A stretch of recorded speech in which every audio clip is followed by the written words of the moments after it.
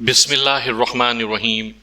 سامعین کرام، آپ سن رہے ہیں انسپیکٹر نواز خان سیریز کے سلسلے کی ایک اردو کہانی برقع اور جرم، جس کے مصنف ہیں طاہر جاوید مغل، اور یہ اس سلسلے کی پہلی قسط ہے۔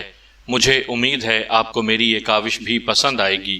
آپ نے اگر ابھی تک میرا چینل کہانی گھر سبسکرائب نہیں کیا تو ابھی میرے چینل کو سبسکرائب کر کے بیل نوٹیفیکیشن آن کر لیجئے تاکہ آنے والی ہر نئی کہانی کی اطلاع بر وقت آپ تک پہنچ سکے۔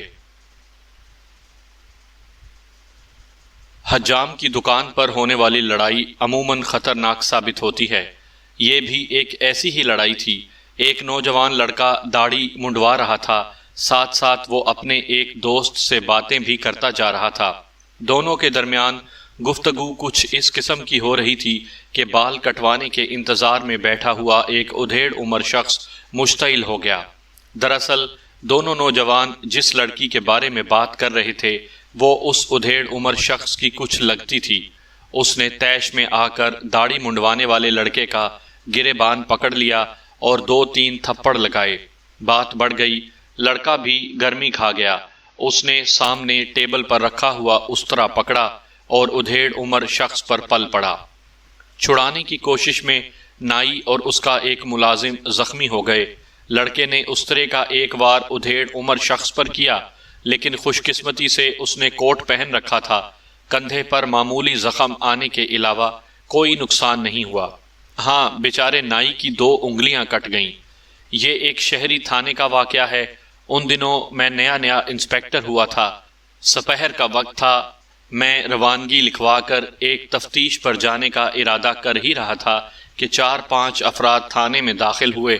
ان کی صورتیں اور پھٹے ہوئے لباس یہ بتانے کے لیے کافی تھے کہ وہ لڑ جھگڑ کر آئے ہیں۔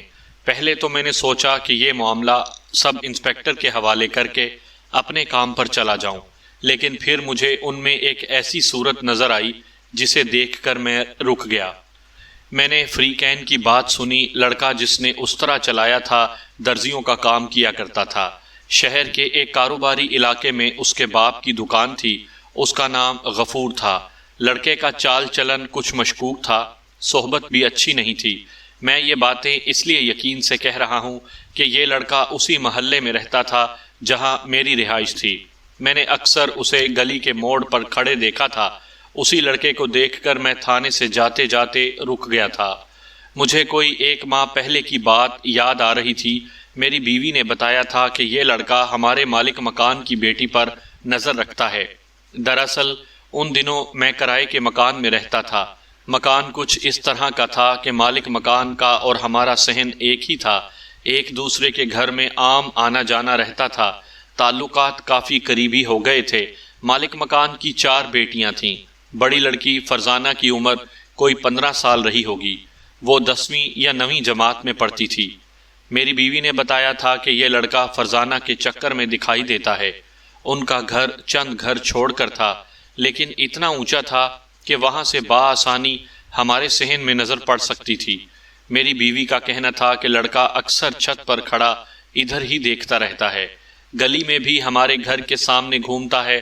بہرحال مجھے اس سلسلے میں تردد کی ضرورت نہیں تھی۔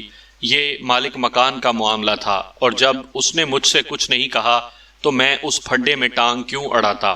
تاہم اب اس لڑکے کو تھانے میں دیکھ کر میں نے اندازہ لگا لیا کہ ہو نہ ہو یہ اسی لڑکی کا معاملہ ہے۔ تھوڑی ہی دیر میں بات کھل گئی۔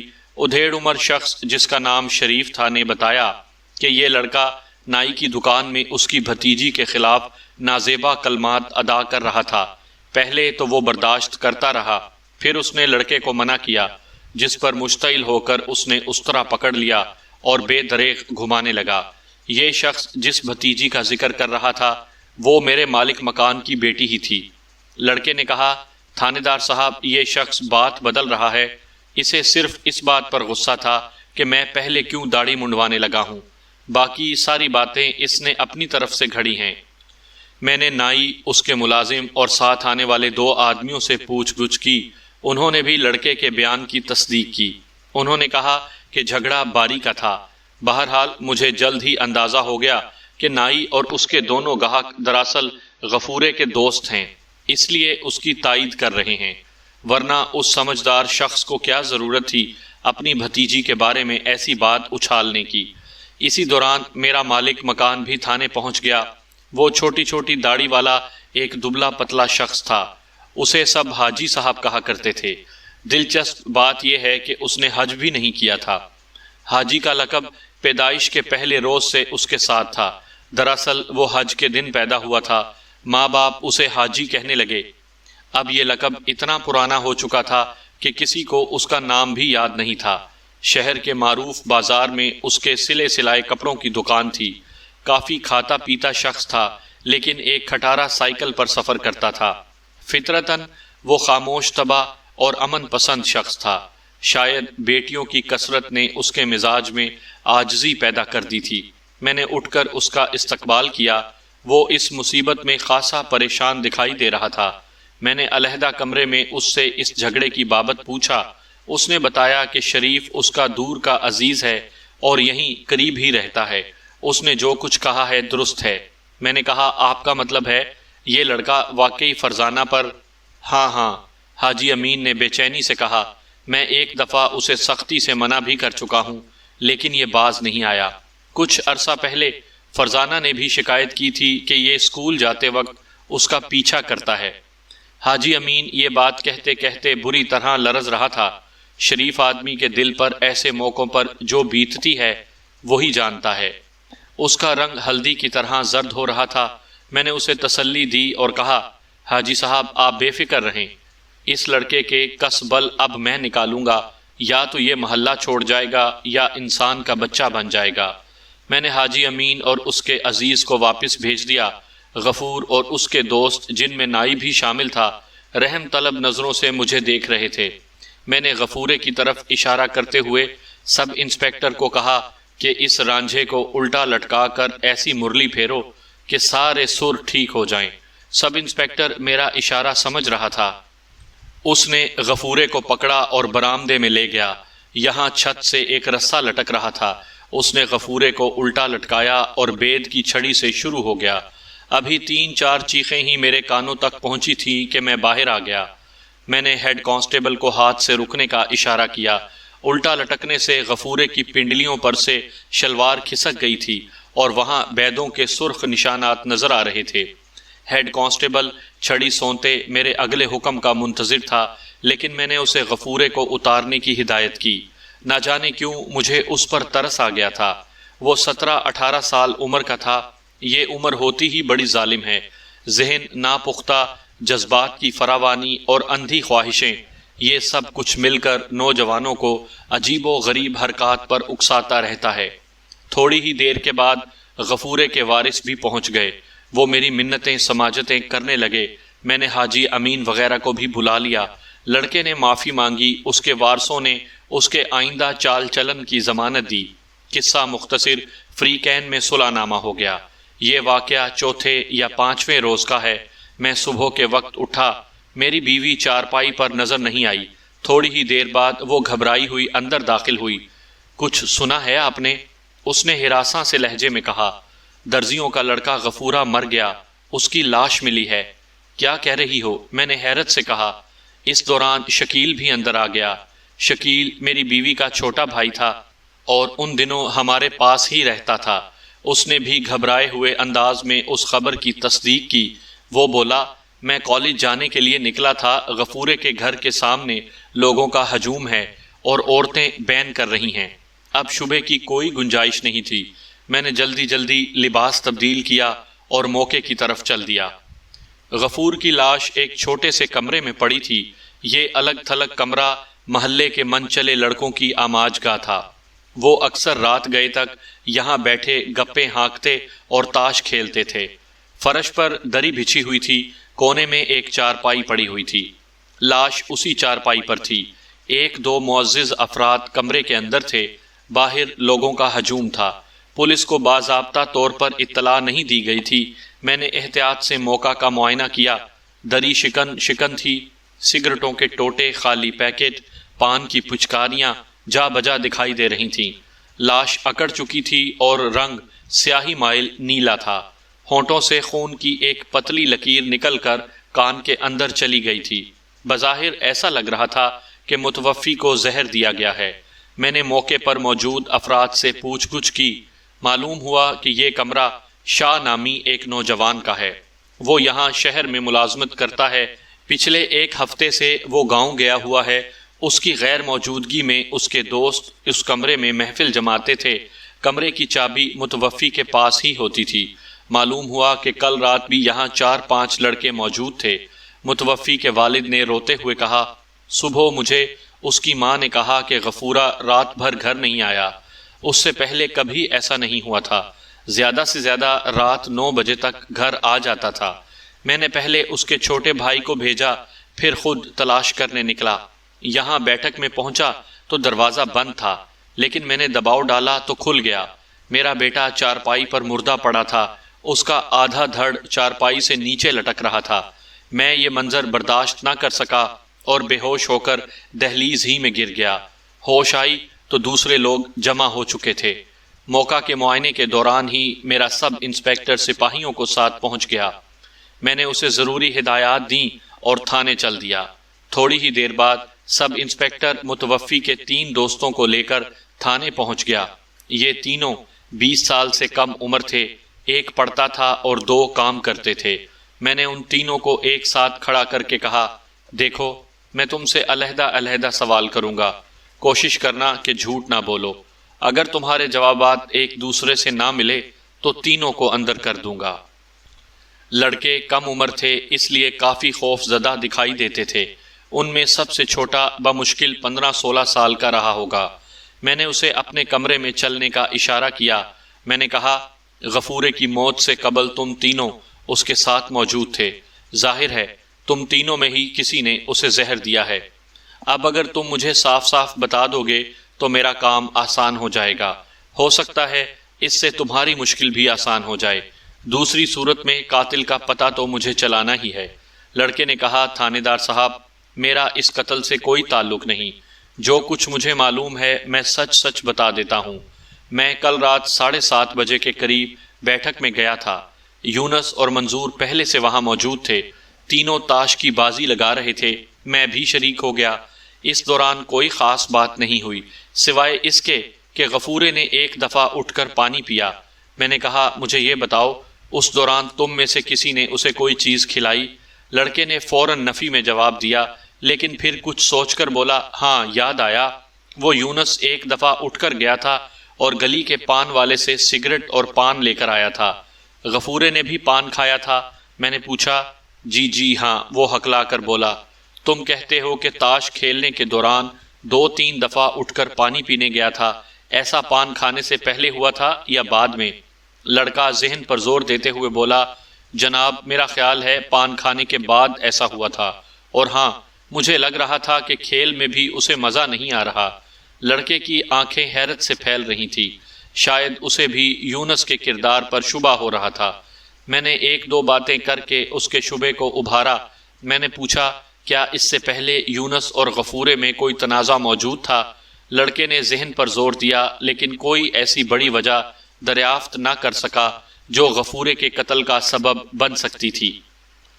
میں نے اس سے کہا، جو سوال میں اب پوچھ رہا ہوں اس کا جواب نہایت سوچ سمجھ کر دینا۔ مجھے یہ بتاؤ، فرزانہ والے چکر کا غفورے کے قتل سے کوئی تعلق ہو سکتا ہے؟ لڑکے نے پریشانی سے خشک ہونٹوں پر زبان پھیری اور بولا، مجھے اس بارے میں زیادہ کچھ معلوم نہیں جناب، لیکن اگر یہ کام یونس کا ہے تو یہ کوئی اور ہی چکر ہوگا۔ میں غور سے لڑکے کا چہرہ دیکھ رہا تھا۔ دفعتاً اس کے چہرے کا رنگ تبدیل ہو گیا اور آنکھوں میں سخت حیرت دکھائی دینے لگی۔ اس نے غور سے میری طرف دیکھا، پھر بولا، جناب مجھے جو کچھ معلوم ہے میں آپ کو بتا دیتا ہوں، لیکن آپ وعدہ کریں کہ مجھے چھوڑ دیں گے۔ میں بھانپ چکا تھا کہ لڑکا کسی اہم نتیجے پر پہنچا ہے۔ میں نے اس کا حوصلہ بڑھاتے ہوئے کہا، برخوردار، میں کہہ چکا ہوں کہ اگر میرے لیے آسانی پیدا کرو گے تو تمہارے لیے بھی آسانی ہوگی۔ اگر تم بے قصور ہو تو تم پر کوئی آنچ نہیں آئے گی۔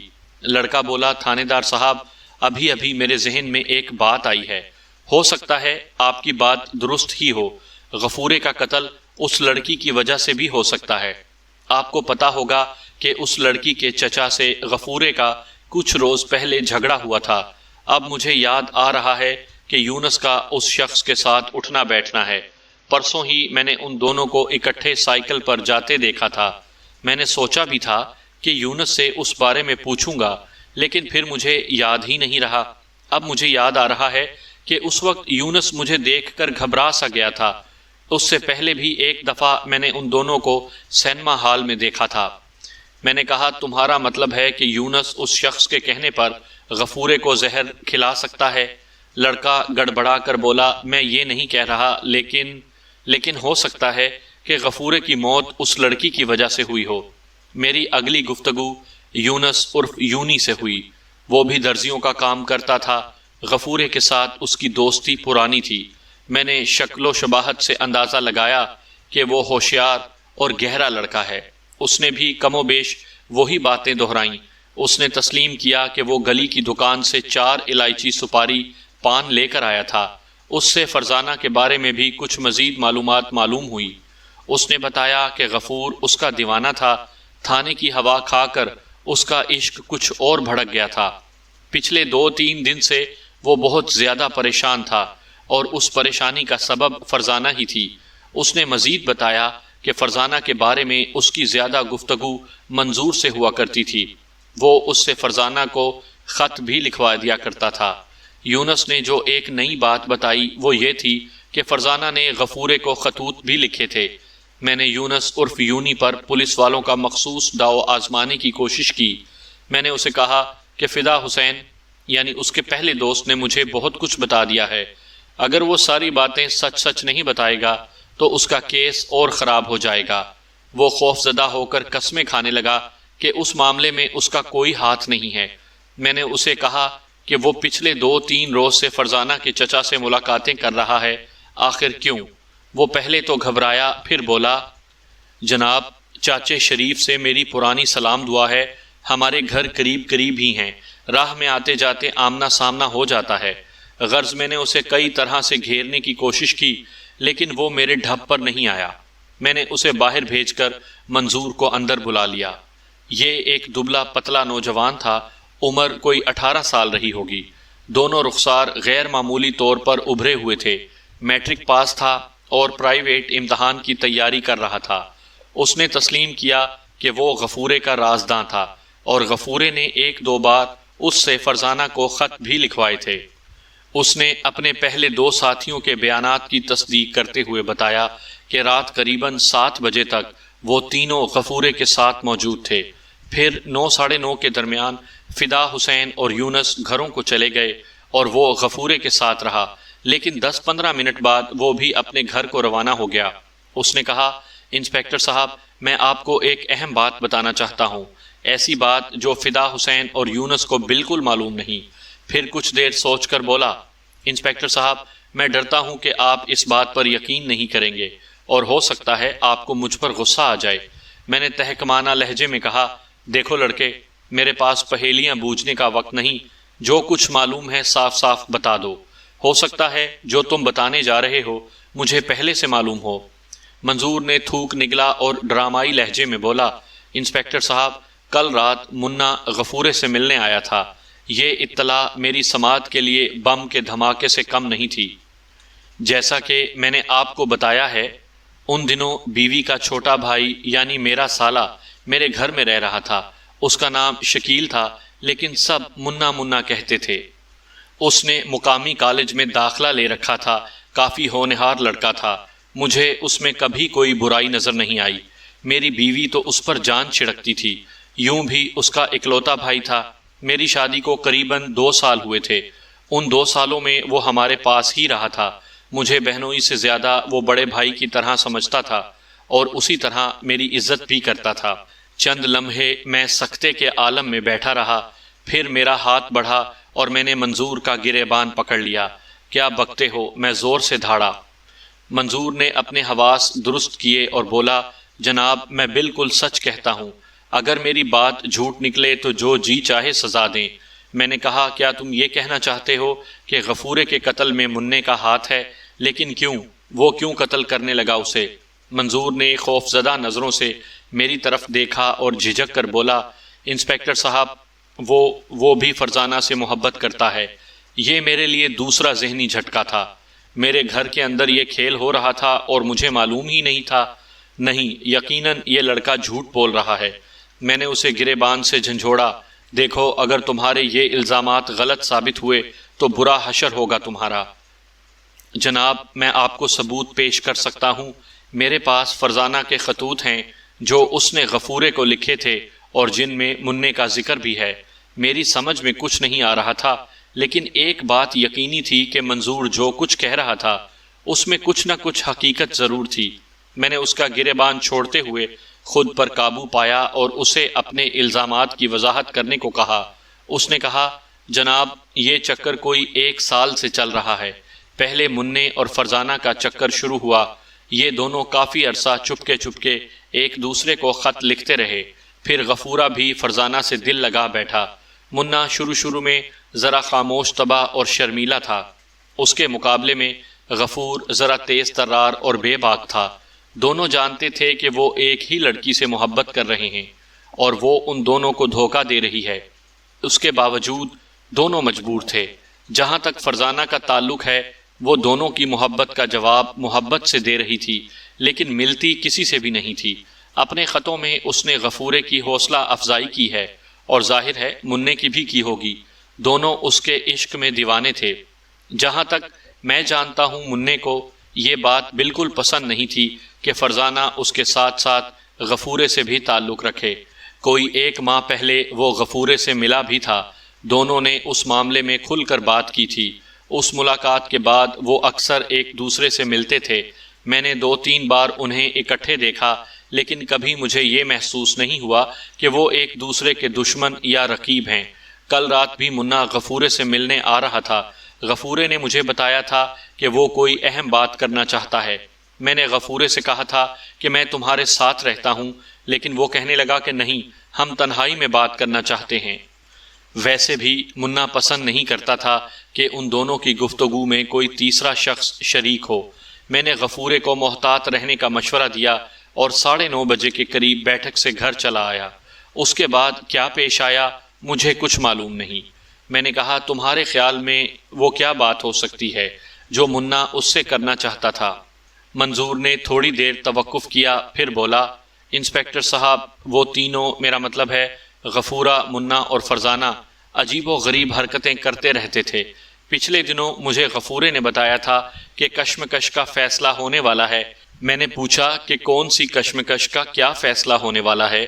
غفورے نے بتایا کہ اگلے ہفتے فرزانہ ہم دونوں میں سے کسی ایک کو گھر سے باہر ملے گی۔ جو بھی اس سے ملاقات کرنے میں کامیاب ہوا وہ دوسرے کو لڈو کھلائے گا، اور لڈو کھلانے والا ہمیشہ کے لیے فرزانہ کے راستے سے ہٹ جائے گا۔ میرا خیال ہے کہ یہ کوئی ایسا ہی معاملہ ہو سکتا ہے۔ منع فرزانہ سے ملاقات کرنے میں کامیاب ہو گیا ہو اور وہ کامیابی کے لڈو لے کر غفورے کے پاس آیا ہو۔ میں اس بارے میں جاننے کے لیے بہت بے چین تھا، لیکن صبح ہوئی تو غفورہ مجھے یہ سب کچھ بتانے کے لیے زندہ نہیں تھا۔ منظور کی باتیں بظاہر عجیب سی تھیں، لیکن مجھے یہ ناقابل یقین اس لیے نہیں لگیں کہ منع اور غفورہ وغیرہ جس عمر سے تعلق رکھتے تھے اس میں ایسی بے وقوفیاں عام سرزد ہوتی ہیں۔ اوائل شباب میں کسی پر عشق کا بھوت سوار ہو جائے تو بڑی مضحکہ خیز حرکات دیکھنے میں آتی ہیں، لیکن یہاں جو حرکت سرزد ہوئی تھی وہ مضحکہ خیز نہیں، نہایت سنگین تھی۔ ایک نوجوان ہلاک ہو چکا تھا اور مجھے اس کی موت کا سبب ڈھونڈنا تھا۔ اگر اسے کسی نے قتل کیا تھا تو قاتل کی تلاش ضروری تھی۔ یہ سوچ کر میں لرز گیا کہ اس قتل کا ذمہ دار اگر واقعی منع ہوا تو۔ ابتدائی تفتیش اور رپورٹ کے بعد لاش پوسٹ مارٹم کے لیے بھجوا دی گئی۔ دوپہر کے وقت میں تھانے سے گھر پہنچا۔ منع گھر ہی میں تھا۔ وہ چارپائی پر بیٹھا کھانا کھا رہا تھا اور میری بیوی دوپٹے کا پلو ہلا ہلا کر مکھیاں دور ہٹا رہی تھی۔ میرے تیور دیکھ کر وہ کچھ چونکا اور لقمہ اس کے حلق میں اٹکنے لگا۔ بسم اللہ، بسم اللہ۔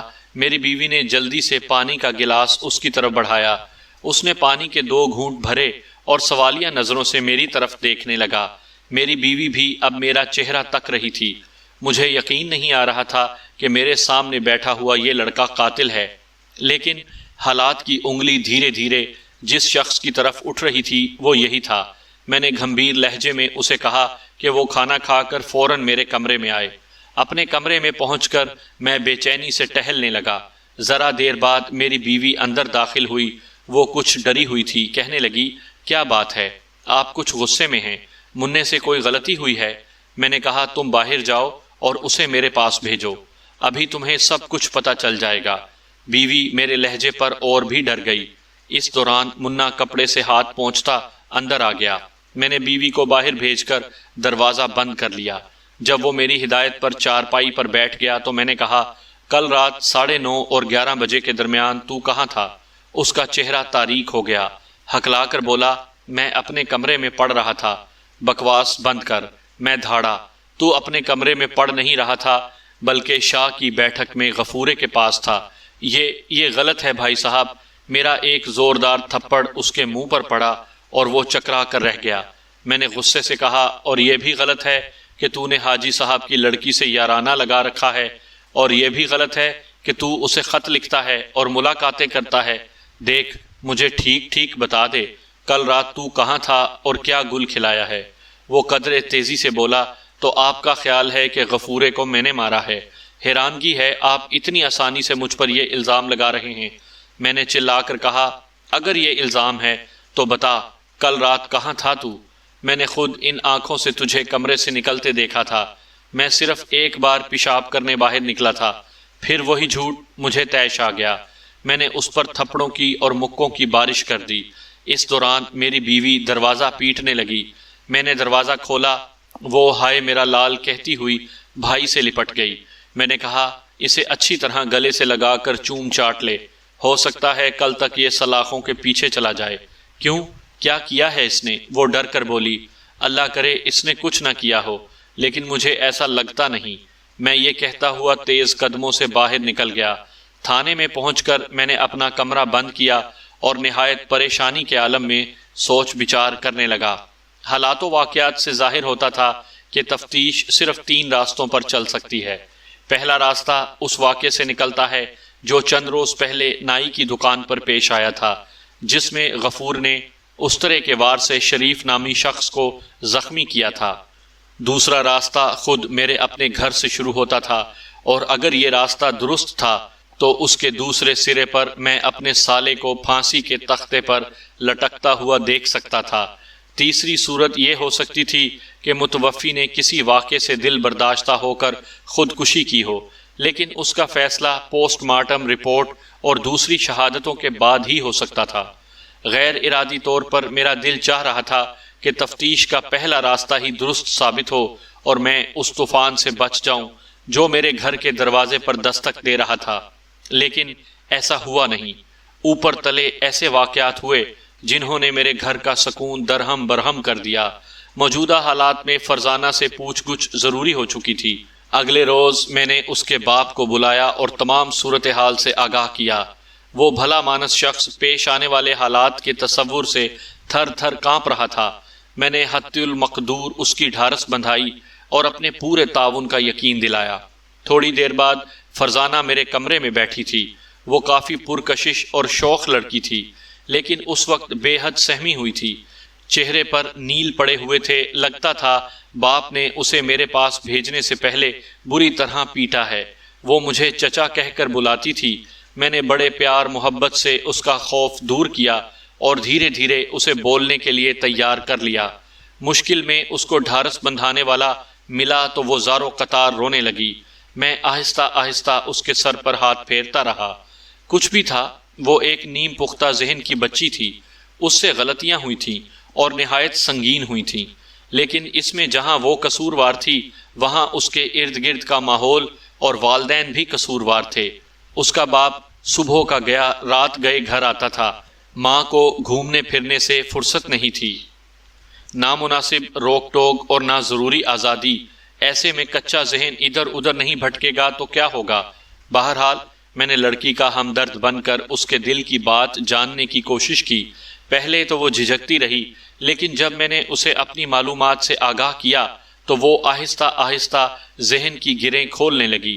اس کی طویل گفتگو کا لب لباب یہ ہے۔ منظور کی کہی ہوئی زیادہ تر باتیں درست تھیں، لڑکی منّے اور غفورے دونوں کی حوصلہ افزائی کر رہی تھی۔ یہ سب کچھ اس نے شغل کے طور پر شروع کیا تھا، لیکن آہستہ آہستہ معاملہ سنجیدہ ہوتا گیا۔ وہ دونوں اسے اپنی طرف راغب کرنے کی کوشش میں لگے رہتے تھے۔ پچھلے چند دنوں سے یہ دوڑ اور بھی شدید ہو گئی تھی۔ منّے اور غفورے نے اسے کئی خط لکھے تھے جن میں اسے گھر سے باہر ملنے کی درخواست کی گئی تھی۔ فرزانہ یہ سمجھتی تھی کہ اب وہ مرحلہ آ گیا ہے جہاں اسے دونوں دوستوں میں سے ایک کا انتخاب کر لینا چاہیے۔ کئی روز فیصلے کی سولی پر لٹکنے کے بعد اس نے 2 دن پیشتر منّے سے ملاقات کی تھی۔ یہ ملاقات ایک معروف تاریخی سیرگاہ میں ہوئی تھی۔ میں نے اندازہ لگایا کہ لڑکی کو اس معاہدے کا کوئی علم نہیں تھا جس میں دونوں لڑکوں نے اپنے طور پر فیصلہ کیا تھا۔